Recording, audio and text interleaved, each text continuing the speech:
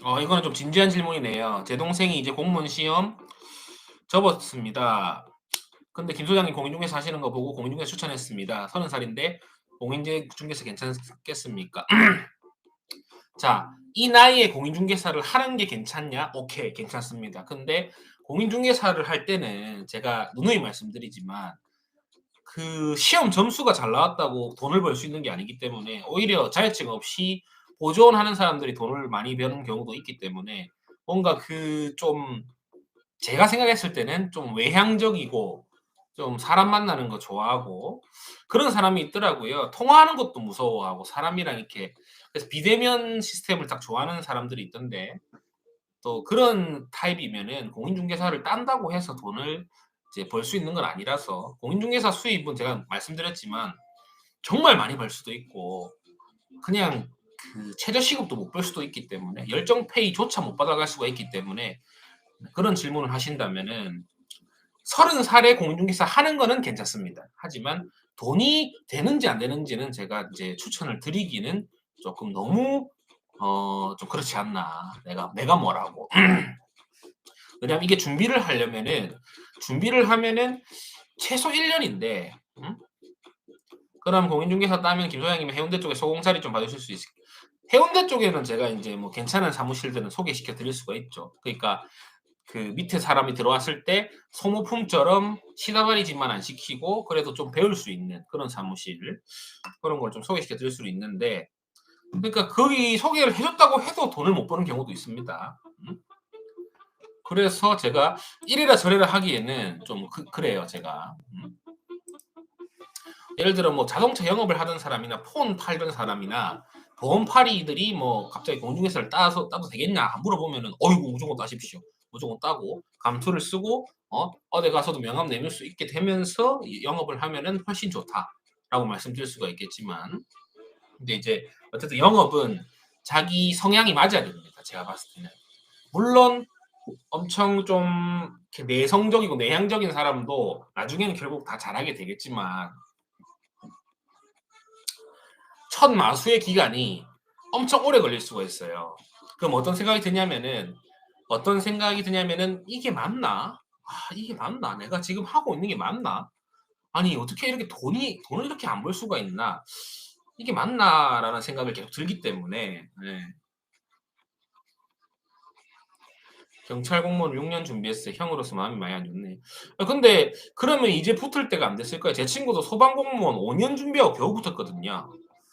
5년 준비하고 겨우 붙었어요. 그래서 지금 하고 있어요. 저기 안동에서. 자, 짠.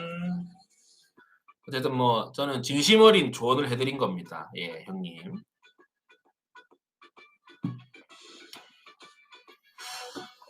일단 공무원 준비만 하니까 얘기를 좀 나눠보니까 사회성 10대 수준이라 격정이 많습니다. 네, 그렇죠. 그 소방관 단 친구도 그랬어요. 가는 그래도 사회성은 있는데 이게 완전히 모르더라고 그 사회를. 왜냐면 공부만 하다 보니까 이게 일을 하고 사람을 만나고 하면은 요런 경험도 하고 저런 경험도 하고 공부가 다가 아니잖아요. 사람한테 뒤보기도 하고 뒤통수도 맞아보고 요거 하면은 사기라는 것도 알게 되고 뭐 이런 게 있어야 되는데 뭘 몰라. 호기심 천국이라. 그러니까 다음 주에 부산 가면 얘기 좀 하려고 합니다. 김 소장님이 30살이면 뭐 하시겠습니까? 근데 제가 30살인 거랑 그 형님 동생분이 30살인 거랑은 다르잖아요. 저는 군대도 안 가고 20살 때부터 계속 일을 해왔던 사람이고 형님 동생분은 공부만 하다가 이제 사회에 처음 발을 들이는 사람은 다릅니다.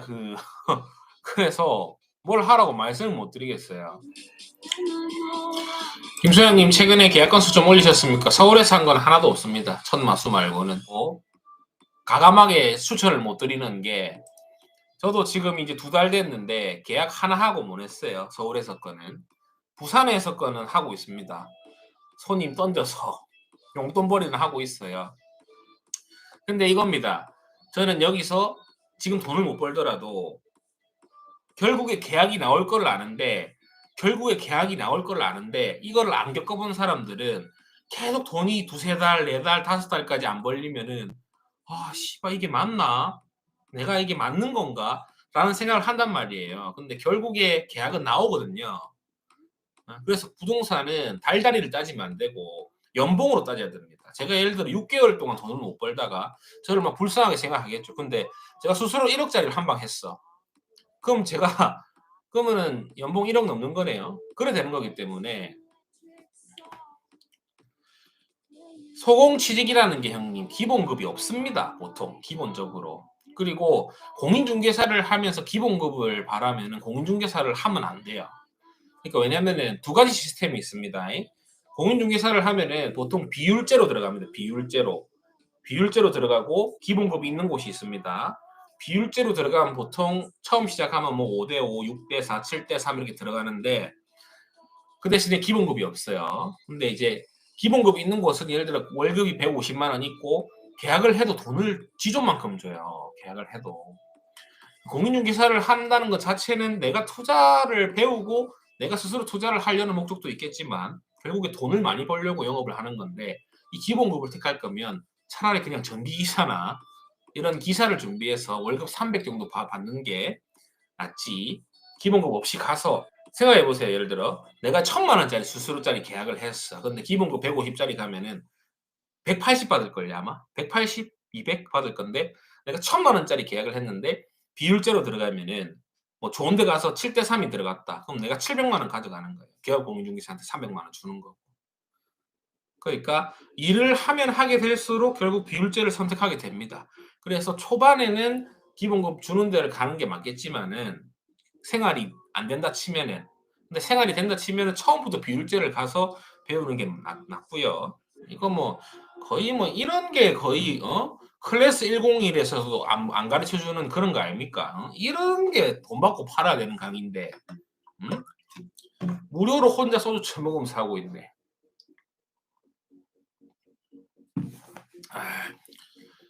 그리고 젊은 사람을 기본급 주고 쓸 사람들은 잘 없습니다. 보통 이제 아파트 단지 안에 아줌마들 이제 기본급 주고 쓰죠.